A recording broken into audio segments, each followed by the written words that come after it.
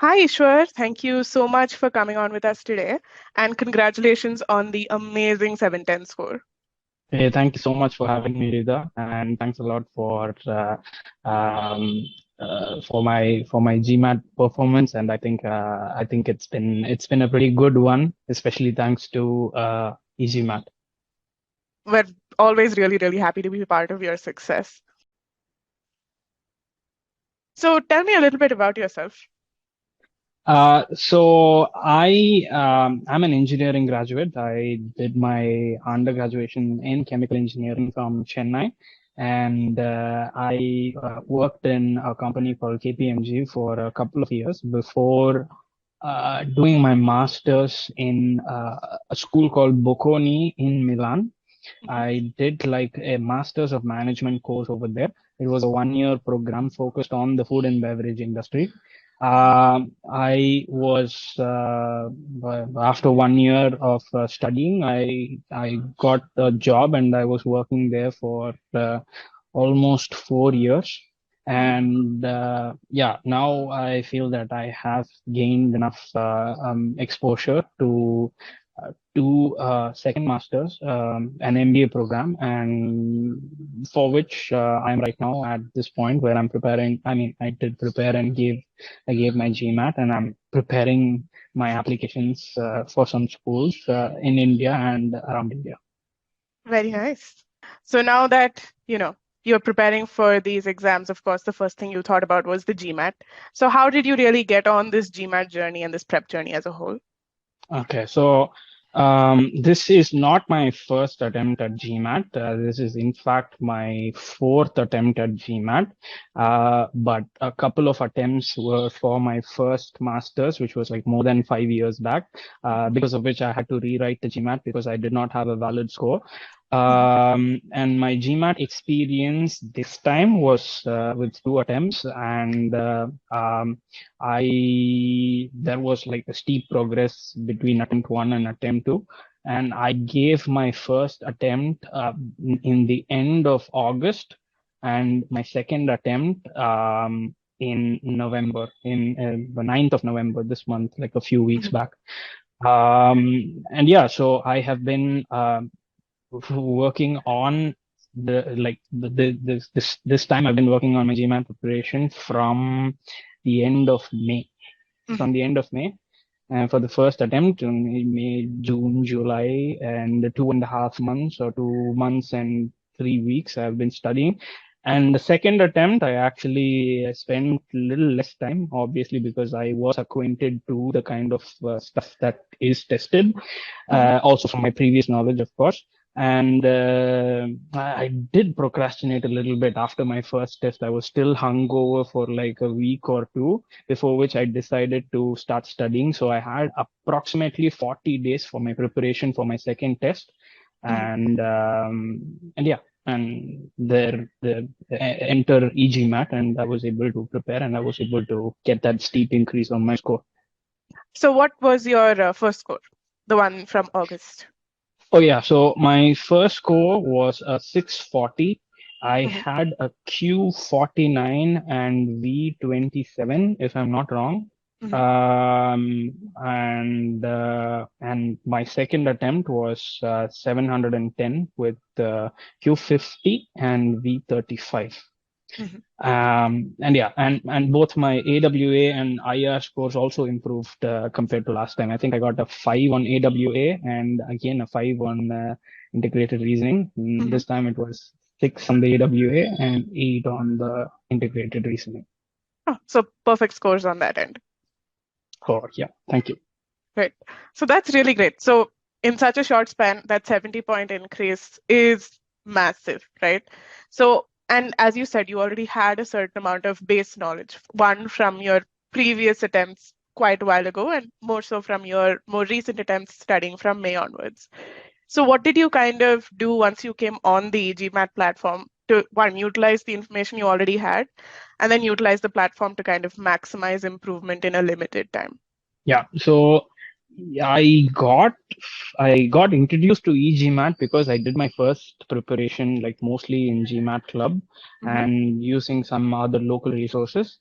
Once I knew about e-GMAT, I attended a session, an info session. I think it was one of the verbal topics, and after that, I knew that I wanted to join e-GMAT. And I'm not absolutely sure if I spoke to you or one of your colleagues to understand what kind of package would be beneficial for me to do that preparation. And by that time, it was already like 2.5 weeks after my first attempt. Mhm. So I spoke to one of your colleagues, I guess, and I selected the 2 month intensive learning with like access to everything. Mhm. And given my very short preparation time, I was able to go through like 50 to 60% or 60 to 70%, I should say, of the course. Mhm. And that was honestly enough. Like I knew where I was, Mhm. thankfully. And with e-GMAT, since there is great emphasis on the structure and the way the course is organized, I was able to understand where, like, what is the effort I need to put in to be where I wanted to be. Mhm. So with that, e-GMAT helped me a lot with that. I enrolled on that 2 month package, created a study plan, and went ahead with my preparation. Right. So that's really great. One, that you recognized that, you know, that structure is something that would be very beneficial for you. And two, that you decided to trust that structure, even though there was only a limited amount of time, right? So once you were on that platform, once you'd created the study plan, what was the first kind of thing that you started with your preparation? Okay, so honestly, the first time I entered my like aspirational details on that study planner, because it asks you which score you want to achieve by what date by putting in the X number of hours per week, Mhm. right? So I honestly overestimated the number of hours that I could put in, Mhm. and I started off aiming for, I guess, a 740 by the 9th of November, which Mhm. was definitely, it required a miracle. But then I knew that only if I did aim for that, I'd fall probably 20 points or 10 or 20 points below that. Mhm. So I tried my best to put in my put in that kind of effort. And honestly, on average, I was able to spend about 3.5 to 4 hours every day. Mhm. There was a lot of other stuff as well that was going on in the background during that preparation time, which kind of kept me on and off the preparation a Mhm. bit, but I still remained focused because I knew that this was like the last attempt I got before some of the deadlines for some of the schools that I was aiming for. And thankfully, everything came into place, and I was able to do it. Nice. So you had a real, shoot for the stars, land near the moon kind of an approach with your preparation. And I think that paid off at the end. So you aim for that 740, and then I assume you also studied again, aiming for that 740 so that you get close. And you really started out your preparation with quant, right? So you were starting out at a higher ability itself with a Q49 already. So what was your experience like with the quant course? Um, Quant was like I was cat on the wall between 50 and 51. Like before I started the preparation this time. So Q49 itself was kind of a surprise for me. So I actually got my ESR and I looked at where I went wrong, and apparently it was in the arithmetic, in the numbers part, I guess. So Mhm. I started off with the arithmetic course, and coincidentally, that was also recommended by the e-GMAT experts. Mhm. So I did the arithmetic part completely fully with that P.A.C.E engine on. P.A.C.E, I Mhm. guess it helped me a lot with skipping some stuff because I had decent fundamentals. Um, so I went through the entire course and I did the cementing quizzes as was suggested by the e-GMAT experts, and I did like a couple of tests extra more than what was required just to make sure that my I don't need to study this again, or I don't need to go through these things again. But it was important because I gained the knowledge of some little techniques that I honestly had no clue about, what is the number of factors in 25 factorial, which is divisible by some numbers. I mean, there is a certain technique to find out the number of factors in 25 factorial and all that. So I had no clue about that. So I was very happy to understand those little tips and tricks to take forward in my preparation. And I started off with algebra. So after arithmetic ended, I just started off with algebra, but I knew that I wouldn't be able to finish it. So I probably did like a couple of modules in that. And it was already 3 weeks to the D-Day.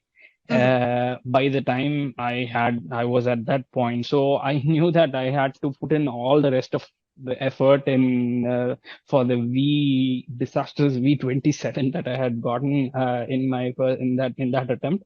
So I said, okay, geometry. I trust the geometry that I studied in school and prepared during for my previous attempts, and then is it time to go to verbal? So I can also start talking about verbal, right? Yes.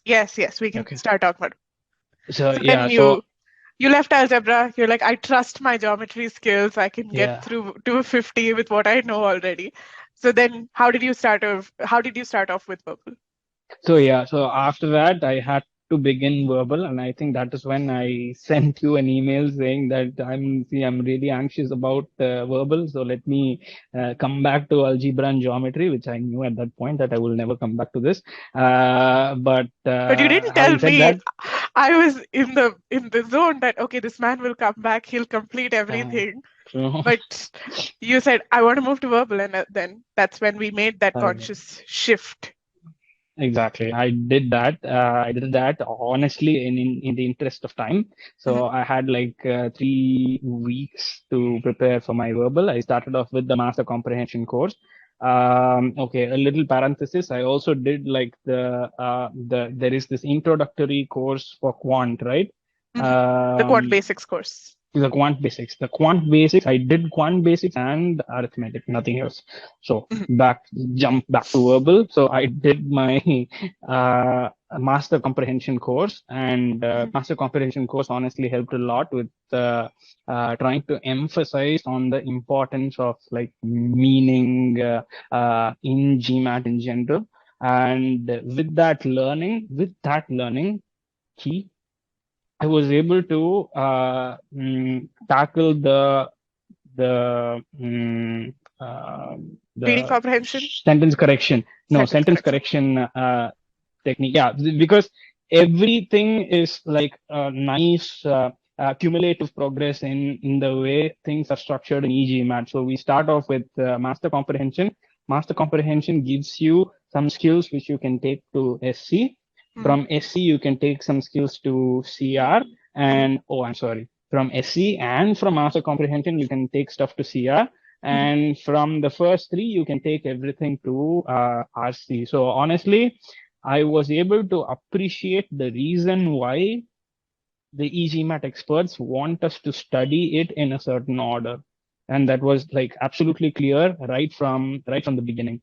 So I did the sentence correction course, and I think that was like pretty much the bulk of the time. Like I took like 2 weeks, though my calendar said I had to dedicate just 4 days of it with like 6 hour time dedication, but not 4 days. I'm kidding. It should be like 5 or 6 days. But I took 11 days or 12 days, honestly. Not 2.5 weeks, like I said earlier. 12 days I took to complete the sentence correction course, and I was able to start off with like pretty quickly. I mean, even though there is no P.A.C.E engine in that, like I was able to cumulatively understand what each module said and take that learning to the next module. At no point did I feel that it was like effort from my side. Like I knew the learning that you get from each module invariably gets like entrenched so powerfully that it just comes out in the next. I don't know if it's just some like with me, very specific to me, but this is how I found it. And I was able to really appreciate the meaning-based approach. After that, there was no looking back. Like I did not even know that there was such an approach before e-GMAT. Like I was always parallelly scanning all the sentence correction questions, and I was going by that method just to identify the errors, even without understanding the first sentence. So option A is like the most important option in all of the five options in any sentence correction questions. Like e-GMAT was able to help me understand the importance of option A, and it helped me understand the reason why I need to retain some understanding, some facets of option A in my build up towards finding the answer.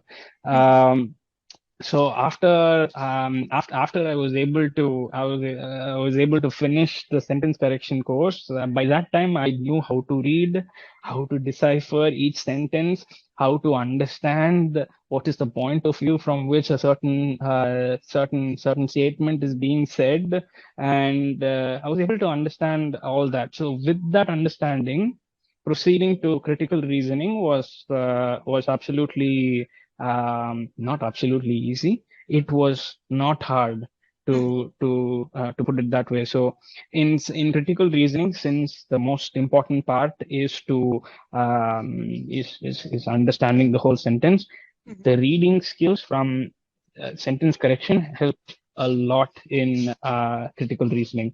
So I was able to understand at some point I even started feeling like, there is a pattern in the way even the questions are framed, the pattern in the way the statements are given to you. So like after so many, like there are so many practice quizzes and everything, that by the time you even get to your cementing stage, you've probably solved about 100 questions or something. So I don't know if Easily. I'm probably exaggerating. No. Yeah, easily, right? So yeah, so with that amount of practice, you just automatically recognize some patterns in the way questions are formed, and I was able to use that to guess my answers even before. Like I know that pre-guessing answer is emphasized as a separate step in solving a CR question, but it never felt like a separate step for me.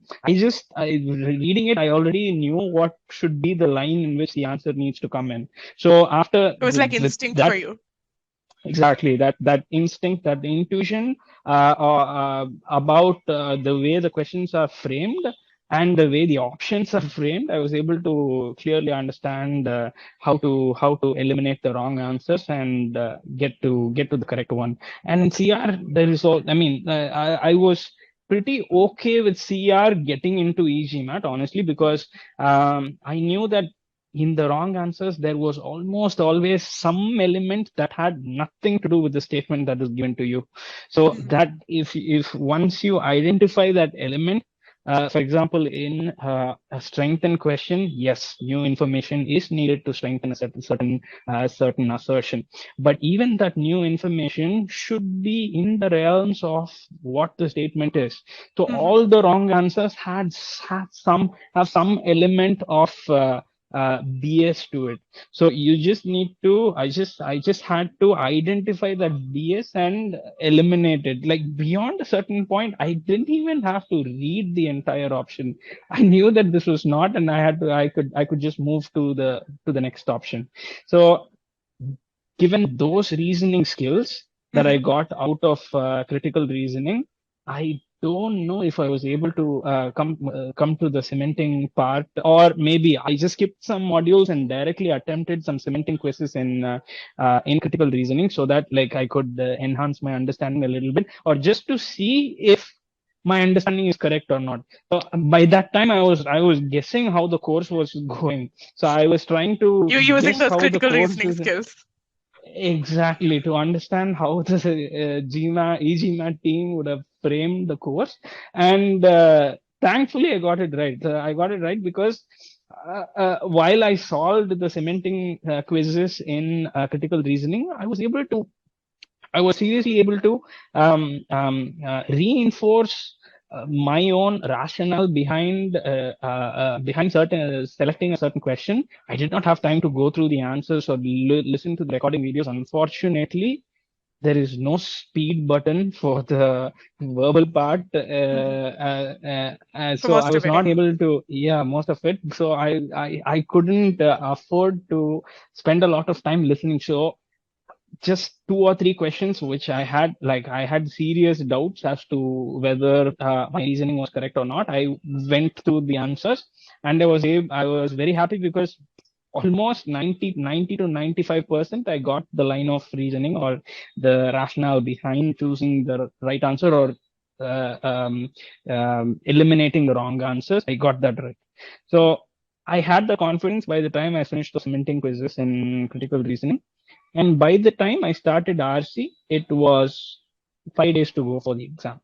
So I had no time, so I could spend only that day for reading comprehension, because after that I knew that I had to give some mocks just to make sure that I can test ready. sit without exactly, yeah, without a problem for 4 hours. So on that 5 days before the exam, I just skimmed through the way RC was framed, the modules, how the modules were structured, and I knew at that point that like it emphasized, I mean, like it required the same skills, same reading skills as critical reasoning or a sentence correction, the pause points and whatnot. Like even the techniques were verbatim, exactly the same techniques that was used for sentence correction, critical reasoning, that ended up being used for the reading Reading comprehension. So I just probably solved two or three questions just to make sure that that too, I did it only in the cementing quizzes. I just skimmed through the modules as fast as I could, like in a couple of hours or something, and then I moved on to the cementing stages. And I took I think some easy questions and some medium questions, because I have a weird relationship with reading comprehension questions, because every time I got score less than 700, the first question in the exam was a reading comprehension question. The first or maximum in the first three questions, there was a reading comprehension question. So almost always that set the tone for that first block of questions, and I always somehow got it wrong because I just got some brain fog starting the test. So I was just praying that I should get reading comprehension anywhere in the first few questions, but guess what? Beyond a certain point, I thought that, okay, I don't need to pray for this not to happen, but let me just be sure that I can at least tackle this kind of a question. So I think I did three medium difficulty passages with 8 or 12 questions or something. I think for reading comprehension, I also used the official guide, not the official guide, the additional dump of questions that you can buy from GMAT, The the question question packs or bank. the So yeah, exactly. From the question bank, I was able to buy the questions, and I attempted some medium difficulty questions just to make sure that, okay, so the topics I need to at least have some sort of familiarity with the kind of topics that are being given in terms of the passages. So I kept my fingers crossed and I moved on to my Sigma X mocks, honestly. And in the Sigma X mocks, I need to say something about the Sigma X mocks. It's probably the best in the market, apart from the. In fact, I believe it is even better than the official GMAT tests. The reason is because of the adaptive engine. The adaptive engine, I have not found anything close to an adaptive engine anywhere else but the actual test. So nothing. Honestly, I don't think anything can replicate it. But even the official mock tests honestly don't have an adaptive engine because you just get random difficulty questions at random points. It's just a dump of questions from which the algorithm pulls in some so randomly some questions, and it's not very helpful. But Sigma X Mocks, on the other hand, there was some method to the madness. There was the first set of questions were always not very easy or very difficult. That is one part. So I was able to, through the 3 Sigma X mocks that I took, I was able to understand. I mean, like I was able to test myself in the closest possible way to the actual test itself. Um, Plus the analysis that one gets after the Sigma X mocks, that's absolutely brilliant because it is so important to understand that it's GMAT treats the test in blocks, right? Each section is looked at in terms of blocks. The 8 plus 8 plus or 10 plus 10 plus 8 plus 8 for the verbal, and 8 plus 8 plus something for Quant. the quant.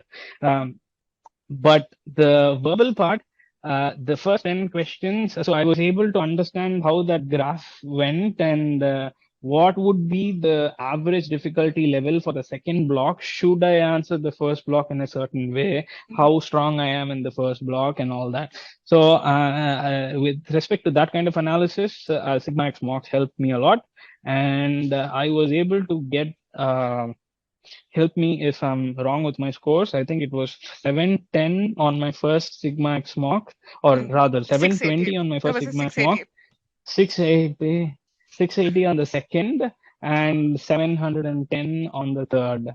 Yeah. And yeah, the average, that's what I ended up with in the 680 probably was not very representative of what I could offer because I was disturbed in that test.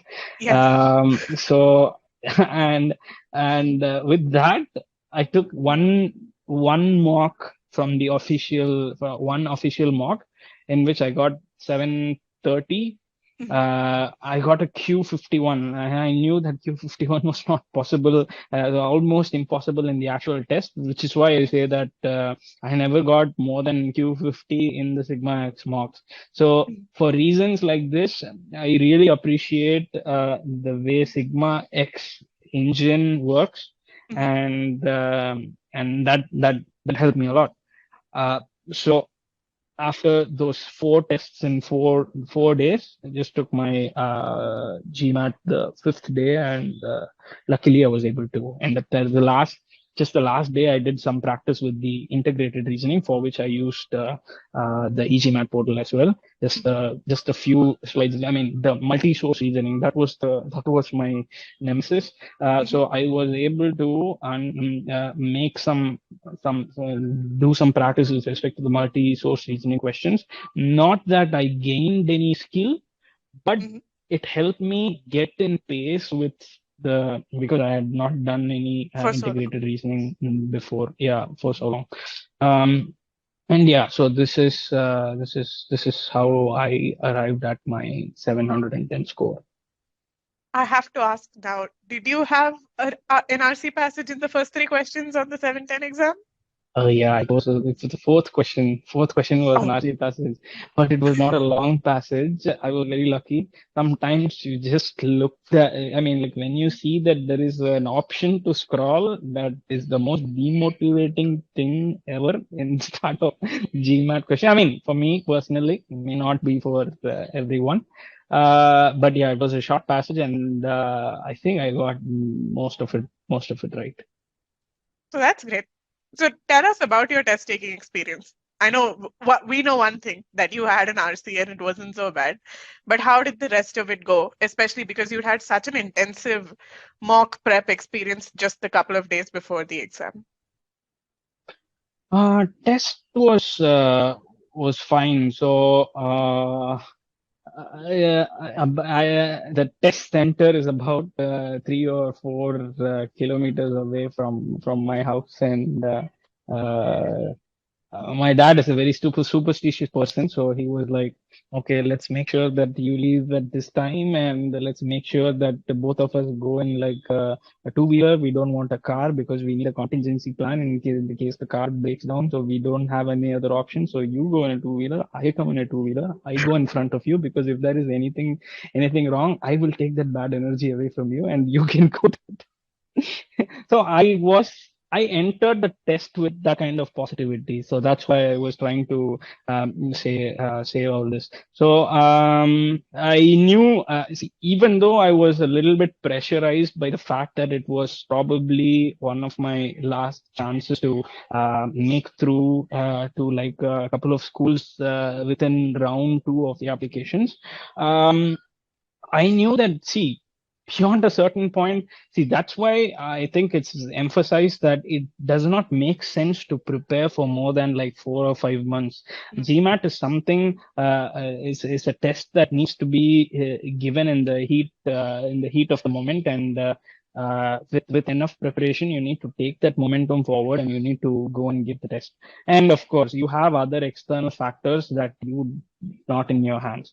So after sitting in my test, my order was verbal first, take on the monster first, and then quant, and then it was integrated reasoning and AWA. Test The center was fantastic. So it was everything was. There's a second time I'm taking a test in that center, in the Chennai center. So I knew how the place looked like, and I knew the ambience. And I just had a couple of minutes to myself as the clock was running down before the test started. Like I already mentioned, all I was praying was I shouldn't get an RC question anywhere in the first 5 questions, but I did end up getting that. Uh, but guess what? I was able to take on that RC with so much confidence that I got my first 2 questions right. So first 3 questions right. I was absolutely sure that my first 3 questions were right. All three, I think 2 sentence correction and 1 critical reasoning was my first 3 questions. I was dead sure that I got all 3 correct. So going into that reading comprehension, knowing that these were correct, at least that helped me a little bit. So I was able to go ahead with that. In terms of time management, I finished all the tests, all the mocks that I had finished. I had finished on time. Honestly, I did not have any problem. But I should say this: like in all the mocks, my aim was to give it my all for the first 30 to 32 questions. Not because until previously I was just obsessed about finishing the test, but this time, okay, I thought, okay, maybe this is not, so I should acknowledge the difficulty of this, so let me attempt just 30 or 32 questions, and I went into that with that sort of a mindset. So I was able to finish 32 questions within the 65 minutes, right? That is dedicated for the verbal section. And the last 2 minutes, I just Guess the last one. random guessed the last 4 questions. Quant, I was pretty quick even to begin with. So I finished my mocks like well ahead of time. I had like 5 to 10 minutes remaining in most of my mocks, but in the actual test, I didn't finish. So I couldn't, out of the 31 questions, I think I finished 29. And the last 2 questions I guessed. But by that time, I knew that, okay, the test was okay and I wouldn't need I wouldn't need to be worried about guessing the last 2 questions. And after that, IR was good. I never completed IR in my entire life until the actual test. Even then, I didn't finish the IR, but I went into IR thinking that I need to attempt only 10 questions. I don't need a 12, 10 questions, 3 minutes per question. So I started off pretty much on track, and I finished 11 questions. I finished Oh, 11 questions well within time, pretty confident about and the last one I guessed. And in AWA, I had referred to some resources from GMAT Club. I don't know if mhm. for GMAT Club enthusiasts, there is this legendary user called Chinese Burned, and I used his template to score a 6 on the AWA. Yeah, so in a nutshell, this is what happened on D-Day and went pretty well, I guess. Went really well. You came out with a 710. I think that kind of speaks for itself how well it went. But that was a real roller coaster of a journey. And I think as D-Day approached, it got more and more intense. So I like how you said, this is not a journey that you should spread over something like 7 to 8 months. This is something that you don't do a cross country race here. You're trying to sprint to the finish line as fast as possible. And I see that really helped you get to where you want to be. So congratulations once again. So if Thank you you, so much. had to say something to anyone who's maybe starting out their prep or they're restarting their prep, like how you did, what would you like to tell? What would you like them to know as they embark on this journey, so to say? Sure. So this is going to closely resemble what I wrote as a review about GMAT, e-GMAT on the GMAT Club portal. But honestly, GMAT is a game. It's a proper professional game, which is sitting on a computer where you can play the game inside just some dedicated rooms across the world, and there is a lot of prep for this game. There are like mimics who replicate this game and give this game to you as practice. You just need to find out who the best pro players are in this game and learn the trick to play this game from them. The reason why I call it game, I emphasize on the word game, is because there are certain rules for this test Mhm. which need not hold good in real life. And you just need to take these rules for granted because these rules are the ones that would help you get your best or do your best in the game. So once I realized that e-GMAT was a truly pro player in this game, I wanted to learn the right buttons on the joystick from them, and luckily I was able to understand some of that and apply that on my journey, and thanks to that, I was able to do it. So I'm sure if I can do it, anybody else can. That's certainly some of the most uniquely phrased advice I think that has ever been given on this series. So I'm gonna close with that very, very uniquely, but very aptly said. There are rules, and if you understand them and if you play by them, you're destined for victory. You know. So thank you again so much, Eswar, for taking the time out to come and sharing your very, very interesting journey. And thank you all for listening. So all the very best for your applications and for that round two deadline. I'll keep my fingers crossed until you hear back from all of your target schools, and I'm sure the audience will as well. So thank Absolutely. you All once of again. us. Thank you so much, Luisa. Thanks for having me. All right then.